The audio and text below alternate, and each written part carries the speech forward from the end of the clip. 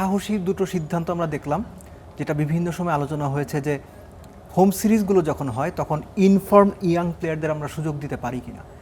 Unfortunately Bangladesh ক্রিকেটে এই প্র্যাকটিসটা বিভিন্ন সময় আলোচনা হলো, এক্সিকিউশনের দিক থেকে বরাবরই পিছিয়ে ছিল।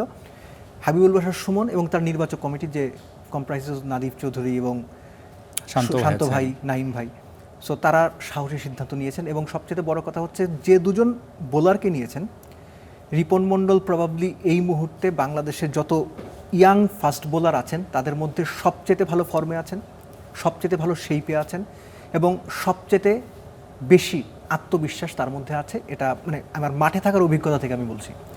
আর সাকলানের যে ব্যাপারটা, আমার মনে হয় যে বোলার বলতে পারে যে অ্যাপার্ট ফ্রম হিজ পারফরমেন্সেস, যে ডুয়াইন ব্রাভো আমার আইডল, এবং তার বোলিংয়ের যে ধরন এবং যেভাবে টি-20 ম্যাচটাতে তিনি ডমিনেট করার চেষ্টা করেন, স্লোয়ার কাটার, স্লোয়ার বাউন্সার, কখনো ইয়র্কার, পেস ভ্যারিয়েশন, লেন্থটাকে সামনে আনা পেছনে না, সো এই ধরনের বোলার আসলে আমাদের দেশে আপনি খুব বেশি দেখেননি। ওই দিক থেকে এরকম একজন ইনফর্ম কাউকে সুযোগ দেওয়ার যে সিদ্ধান্তটা, আমি বলবো যে they have done a wonderful job, এই নির্বাচক কমিটি, এবং of course credit goes to Habibul Bashar Sumon and his team.